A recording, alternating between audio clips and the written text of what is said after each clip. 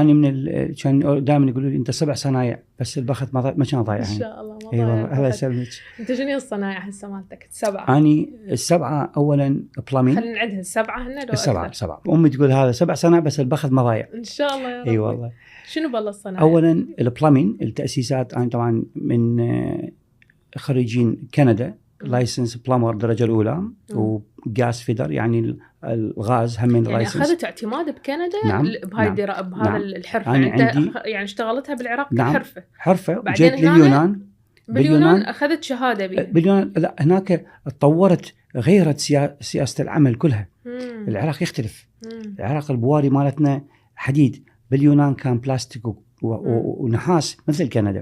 فمن جيت هنا اشتغلت ما كنت أعرف لغة، شغلوني بس جمعت ساعات وأخذت اللايسنس. ومن أخذت اللايسنس هنا أنا كنت كلش فرحان. ثاني يوم قلت للبوس مالتي اللي هو صاحب العمل